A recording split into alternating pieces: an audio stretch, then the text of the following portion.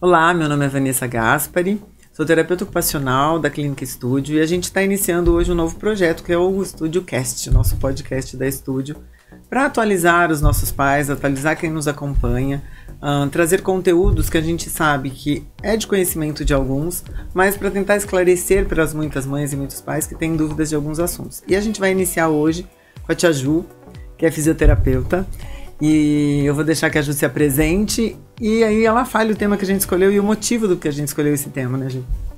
Olá, tudo bom? Eu sou Juliana Gabriel, fisioterapeuta há 23 anos, sou especialista em neuropediatria, trabalho nessa área desde a minha formação, eu atendo os bebês na parte do desenvolvimento motor, né, com o método Bobat. Atendo também na osteopatia pediátrica e com terapia manual pediátrica integrativa. Hoje o meu público maior são os bebês de 0 a até 3 anos, as mais diversas condições neurológicas, como paralisia cerebral, síndrome de Down, prematuridade, torcicolo congênito, assimetrias cranianas, disfunções gastroesofágicas, gastrointestinais, e atendo na Clínica Estúdio de Intervenção Precoce. Isso mesmo. Então vocês estão vendo assim, o nosso público, hoje até eu iniciar a conversa aqui, por isso que é o nome da clínica, quando a gente escolheu Intervenção Precoce, que a gente queria dar um foco muito grande para esses bebês. Sim. E essas fases do desenvolvimento, e aí a gente vai separando os temas aqui para a gente discutir, e a gente escolheu torcicolo congênito, né, Ju? Isso. E assim, até quando começou a se aprofundar mais sobre isso, os bebês chegando, e tinham mães que falavam assim, mas por que tem tanto bebê com torcicolo congênito hoje? Antes não tinha. E não é que não existia esses bebês com torcicolo congênito, é porque não tinha se aprofundado tanto nessa questão, né, no estudo sobre o que deve ser feito e principalmente as consequências, né? Sim. E a gente vai discutindo tudo isso aqui daqui a pouquinho, mas o que é o torcicolo congênito? Ju? Então, e na verdade o torcicolo ele sempre esteve ali, mas também não era levado muito a sério e se falava muito que eram questões estéticas e logo vai passar, conforme o bebê se desenvolver, vai passar. Mas acontece que o torcicolo ele gera muitas consequências e também muitos atrasos no desenvolvimento motor do bebê. Então hoje eu acho que está sendo mais levado a sério mesmo, porque esses bebês realmente têm apresentado essas consequências, né, essas sequelas. E na verdade o torcicolo muscular, existem vários tipos de torcicolo muscular, mas hoje especificamente que nós vamos falar sobre o torcicolo muscular congênito, que ele é uma deformidade postural e que se manifesta assim muito precocemente, logo após o parto, e ele é caracterizado por uma inclinação lateral do pescoço para um dos lados e rotação para o lado oposto, para o lado contralateral, né? E pode estar associado com outros fatores, outras desordens musculares, neuromusculares e ortopédicas no geral, né? Neurológicas e ortopédicas.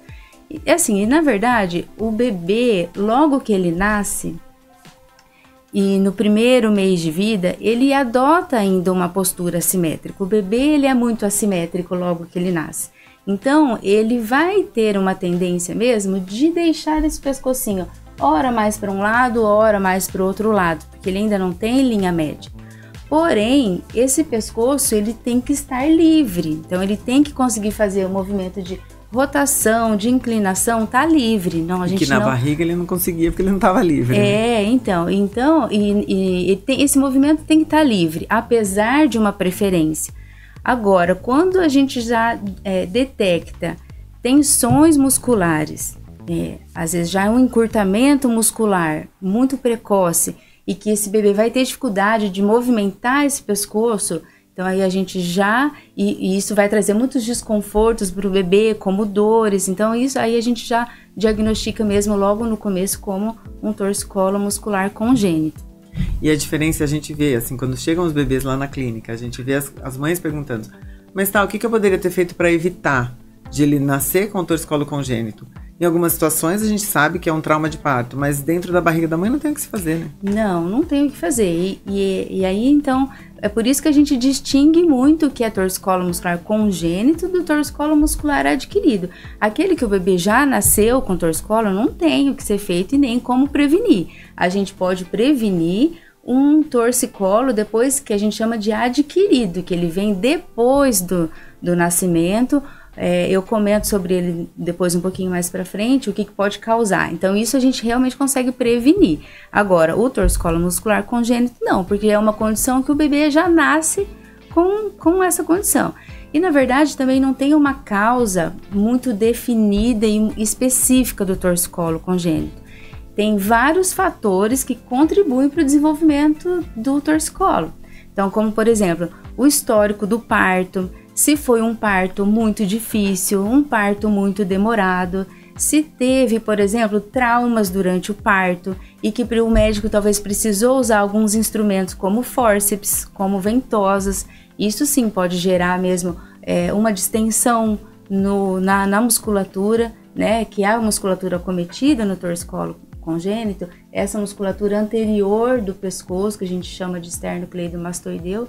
Então, às vezes, no momento do parto, da retirada, tanto no parto cesárea quanto no parto normal, às vezes precisa puxar esse bebê com um pouco mais de força, então pode ocasionar aí traumas durante o parto.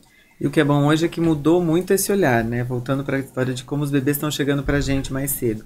Mudou o olhar do pediatra em detectar isso, mudou o olhar dos profissionais hoje da área de reabilitação como nós. Sim. Então, assim, não é um simples torcicolo que, assim, um fisioterapeuta que tem uma formação básica, né, de faculdade, enfim, que não tem nenhum curso além, que vai lá e só vai fazer um alongamentinho que vai resolver, não é isso? Não é isso. O torcicolo, ele é muito complexo, ele vai muito além de um encurtamento muscular, até porque às vezes não é só o encurtamento muscular, uma tensão no músculo, tem muitas outras coisas associadas, como disfunções articulares, por exemplo, que limita esse movimento. Então, tem que mesmo ser feita uma boa avaliação, porque não necessariamente é só um comprometimento muscular.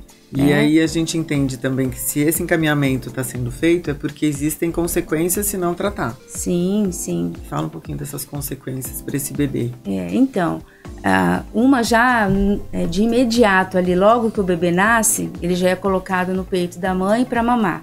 E depois, nos próximos dias também, então ele vai ter que mamar no peito da mãe. Então, eu vou falar primeiro dessa consequência. Quando um bebê ele tem um torcicolo muscular já logo que ele nasce, ele vai ter dificuldade, por exemplo, de mamar. Ele não vai conseguir mamar de forma igual nos dois peitos, né? Por essa dificuldade mesmo de rotação da cabeça, né? E essa tensão na região do pescoço, ela também pode gerar tensões na articulação temporomandibular, pode gerar, levando até um desvio de mandíbula, pode levar a tensões na musculatura intraoral. Então aí esse bebê pode apresentar dificuldades na amamentação até por conta disso. Então vai ter uma tensão intraoral muito grande, às vezes não consegue vedar bem a boquinha no peito da mãe para mamar, né? Então isso tudo são coisas que às vezes o médico já ali no momento que o neném nasce já percebe essa dificuldade, né? E aí já encaminha mesmo para uma avaliação com o fisioterapeuta, né? Enfim, para já solucionar esse tipo de problema. Eu acho que aproveitar esse gancho até para comentar as nossas vivências na clínica. Então, às vezes, eu atendo muito bebê, né? E principalmente os encaminhamentos vêm por questões sensoriais desse bebê, que chora muito, é muito irritado, não consegue dormir, sim. Enfim. E às vezes o que a gente vê, essa troca é legal, porque chega um bebê para mim e eu vejo que não é só uma questão, é assim, aquela coisa, a gente chama Ju, vem aqui, né? Eu vejo e falo, não é só questão sensorial. Eu vou poder fazer tudo da parte sensorial, mas ainda vai ter algo que vai estar incomodando esse bebê. Ou a fono vai falar assim, eu posso fazer tudo que eu tenho que ensinar para aquela mãe sobre técnica de amamentação, mas ainda tem algo nesse pescoço, tem tensões musculares que vão continuar atrapalhando esse desenvolvimento, esse trabalho, né? Então daí a gente faz essa troca porque isso é importante. Em muitos momentos, por exemplo, a gente vai perceber uma dificuldade, por exemplo, na amamentação muito grande e a gente precisa encaminhar para avaliação com a fono. Uma outra coisa que também atrapalha na amamentação, que é o freio lingual. Às vezes o bebê precisa fazer aquele piquezinho no freio para elevar a língua, então às vezes a gente precisa encaminhar para uma avaliação com o odontopediatra. Lá na frente, às vezes o bebê não está usando muito as mãos porque ele não trabalhou lateralidade por causa da tensão muscular, a gente também precisa encaminhar para uma avaliação com a terapia ocupacional. Então é por isso que é legal mesmo a gente trabalhar numa equipe multidisciplinar e enxergar ali as dificuldades que aquele bebê está apresentando e encaminhar para os profissionais estarem trabalhando em equipe mesmo. Porque é bem o que você falou. Quando a gente está junto, a equipe tem uma noção do que acontece, fica fácil esse encaminhamento, fica mais fácil a orientação para essa mãe e é muito mais evidente a evolução desse bebê. Sim. Claro que a gente recebe bebê lá que faz tratamento em outros lugares. E isso, para a gente, não é uma questão de pare de fazer onde você está fazendo. A gente está dizendo que o que é mais fácil, quando está entre nós, a gente vai ter uma troca. E quando está fora, a gente vai mandar relatório, vai ligar para o profissional, vai tentar trocar. Mas quando chega cedo e por uma avaliação não faz nada com ninguém, a gente consegue delimitar assim, entre nós ali, né, entre a equipe de profissionais que dá conta, a gente vê uma evolução muito rápida. Em poucos atendimentos, sim, a gente consegue perceber isso. Né? Isso mesmo, com certeza. A gente consegue ter uma evolução muito rápida, até porque a equipe toda está falando a mesma linguagem. Então, uma auxilia a outra em aspectos que podem estar acelerando aí esse processo de evolução do bebê mesmo. Né? E dentro dessa questão, não só pensando na questão do torcicolo congênito em si, mas o que ele pode ocasionar com esse posicionamento desse bebê, além desse desconforto, dessa dor, de questões que você falou assim, o bebê vai ter uma dificuldade de amamentação ou de utilizar essa mãozinha na linha média, mas o que mais que a gente pode pontuar? Então, tem algumas condições bem importantes para a gente pontuar.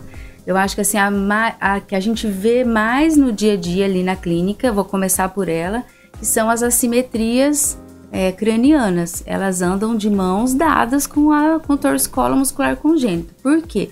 Quando um bebê ele tem um torcicolo, então ele vai inclinar o pescocinho aqui e vai girar o pescoço para o lado contrário. Então esse lado aqui que ele girou, o pescoço, ele vai ficar sempre com apoio da parte posterior da cabeça, sempre apoiada, porque ele vai ter dificuldade de girar para o outro lado. Então aqui está sempre apoiado.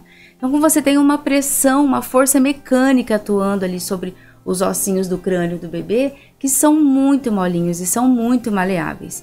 Então, essa pressão, ela vai mesmo, e como o crânio não tem como crescer para esse lado, onde está apoiado, onde se mantém apoiado, ele vai crescer para o lado que está livre.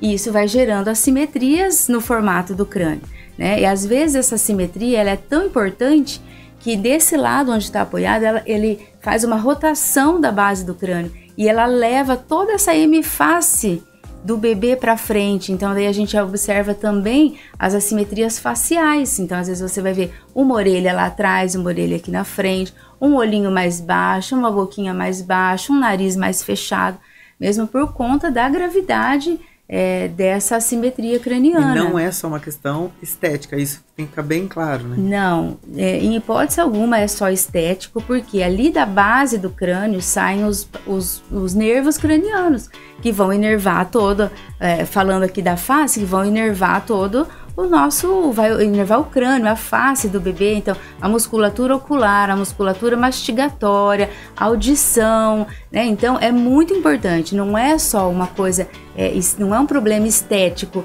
que vai resolver quando o bebê crescer ou que vai esconder quando o cabelo nascer, quando o cabelo crescer, que a gente escuta bastante, né? Então essa compressão nessa saída dos nervos gera muitos problemas. Então eu vou entrar em um desses problemas já. Por exemplo, quando eu tenho uma tensão aqui na região do pescoço, um encurtamento dessa musculatura, uma tensão, ela vai tensionar também as estruturas vizinhas. E vizinhos aqui a gente tem vasos, artérias, né? Tem nervos. Então eu tenho um nervo importantíssimo que passa aqui do ladinho dessa musculatura, que é o nervo vago. O nervo vago, ele inerva a maior parte das vísceras.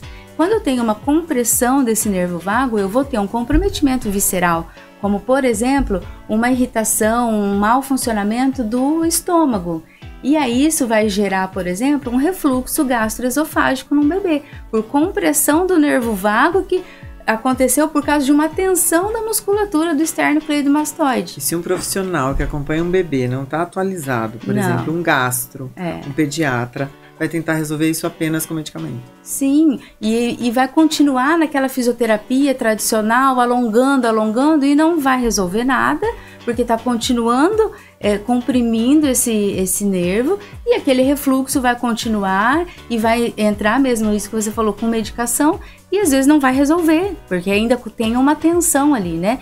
E, por exemplo, um outro nervo que passa do ladinho dessa musculatura também é o nervo frênico, que ele inerva o diafragma. Então, eu posso ter também nesse bebê comprometimentos respiratórios. Então, aquele bebê que tem muito soluço, que não passa por nada, né? Então, porque ele tem uma descompensação, o diafragma não está funcionando bem. Então, por isso que eu tenho que ter essa visão geral dos comprometimentos que um torcicolo pode trazer, porque se o meu bebê está apresentando refluxo gastroesofágico, dificuldades respiratórias, eu com certeza vou ter que trabalhar também essa inervação, eu vou ter que trabalhar essa liberação da víscera, eu vou ter que trabalhar e ganhar uma mobilidade no diafragma. Então é muito importante, a gente não pode enxergar o bebê que tem um torcicolo só como sendo um problema focado aqui no pescoço. Não é só um pescoço, né? Então é muito amplo e gera mesmo muitas complicações, né? E o atendimento, quando a gente faz lá, porque a clínica a gente tem um atendimento nas salas em conjunto, então sempre são 2 profissionais. No caso a gente divide lá, para quem não conhece, então é uma sala onde atende bebê, então tem eu e a Ju, são 2 bebês, salas que tem criança um pouquinho maior, 2, 3 anos, é sempre nessa faixa etária para ter um equilíbrio. Sim. Então a gente percebe muito, a gente acompanha a rotina e a gente tem uma troca, que as mães perguntam muito o que elas podem fazer em casa em relação a posicionamento, enfim. Então, mais uma vez, a terapia ocorre ali dentro, mas tem que ser feito um trabalho fora dali. E toda essa orientação é dada, né? Sim, toda essa orientação é dada. E, na verdade, essa orientação ela é fundamental.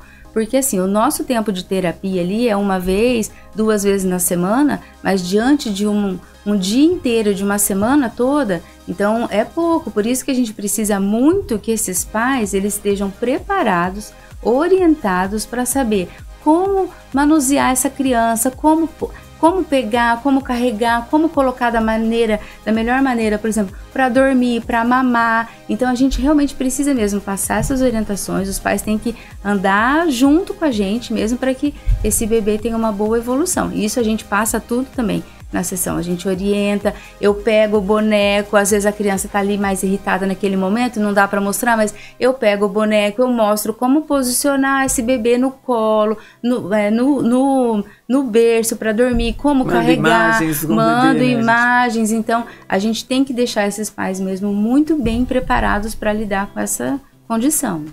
E até a questão de irritabilidade, voltando um pouquinho quando a gente está falando da integração sensorial, de outros profissionais, da fono, enfim, essa irritabilidade também vai começar, evidentemente, a melhorar, porque esse bebê tem menos incômodo, e aí o pai começa a perceber as 2 coisas juntos. Ele vai perceber uma melhor postura desse bebê, um alinhamento melhor, a cabecinha que vai começando a se alinhar, porque é algo rápido, a gente tá ali no dia a dia, a gente vê, é rápido, né? Sim. E com isso, com esse bebê mais tranquilo, mais calmo, esse desenvolvimento flui muito mais fácil, né? Porque daí as coisas começam a acontecer. A mãe sabe brincar, o pai começa a brincar mais, a criança vai rolar, vai fazer tudo que tem que fazer porque ela tá bem. É isso mesmo. Então, quando a gente vai diminuindo essas tensões, e principalmente as tensões neuromeníngeas, que são tensões que realmente deixam esse bebê mais irritado, mais nervoso, com muita dificuldade para dormir. Então, quando a gente vai trabalhando esse pescoço, vai liberando esse diafragma até para ele também respirar melhor, melhorando esse refluxo, é um conjunto. Então, a gente acaba minimizando muitas dessas queixas que os pais têm. Então daí é um bebê que os pais vão conseguir estimular mais, por exemplo, colocando esse bebê de barriguinha para baixo, porque com muita tensão é um bebê que vai odiar ficar em prono e fazer o tummy time. Então os pais chegam reclamando, eu sei que tem que fazer o tummy time, mas eu não consigo. Eu falei, mas ele não vai suportar mesmo, tolerar essa postura, porque tá muito tensionado, tá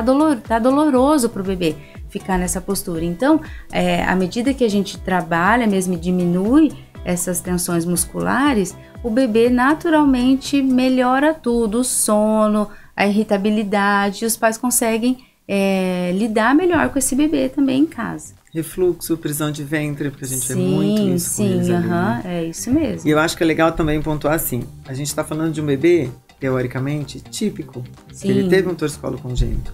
Mas na nossa prática clínica, a gente vê que às vezes chega uma criança com essa primeira queixa e a gente no processo, né, a gente descobre outras questões.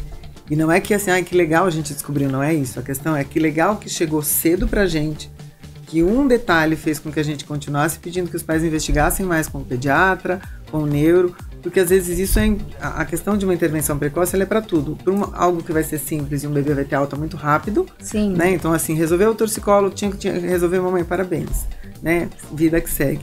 Ou pra gente ali que veio cedo por uma questão e a gente conseguiu ver que a gente vai ter que abordar esse bebê com outras técnicas. Vai ter que entrar com a TO realmente, com a fono, a física vai ter que continuar trabalhando com o Bobat, enfim, com os métodos que tiver que fazer, mas porque a gente consegue discutir sobre esse desenvolvimento, entender que tem algo errado que precisa ser investigado. Então a intervenção precoce vai ter que ser a palavra mestre para qualquer uma dessas coisas. Né? E é chave mesmo, intervenção precoce é a palavra-chave.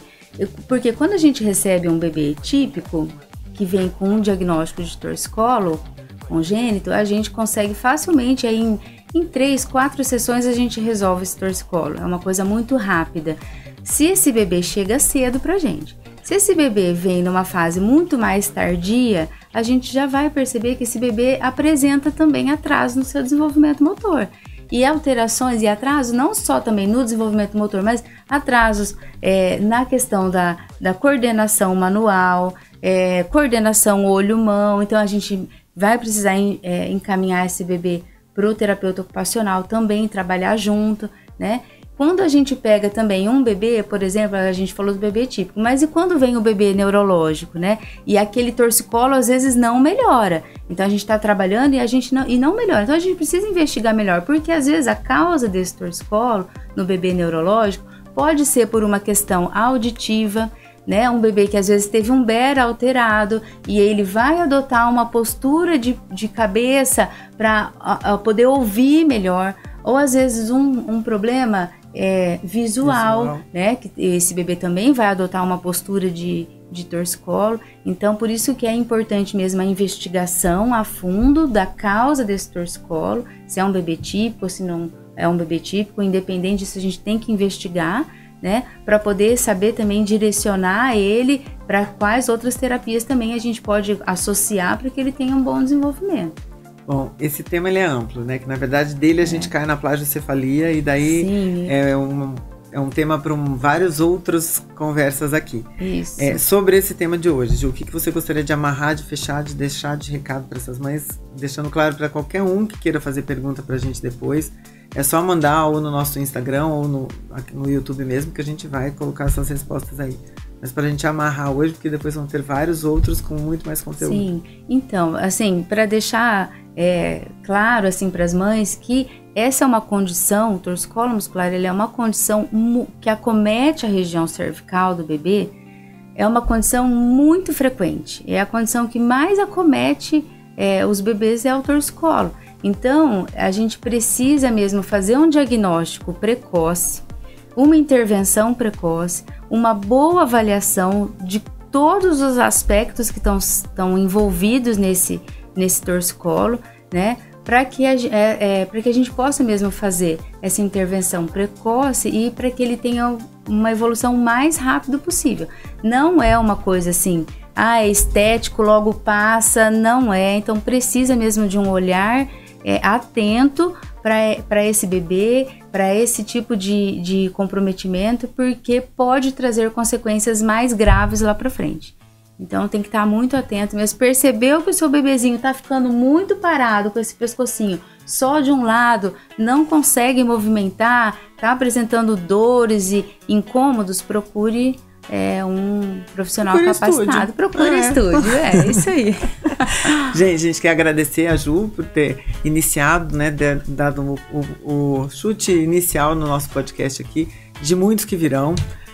E a gente, com esse objetivo mesmo, a gente falar da nossa rotina, da nossa experiência e tudo que a gente pode ajudar, e de conceito, de conhecimento e de dica para vocês aí.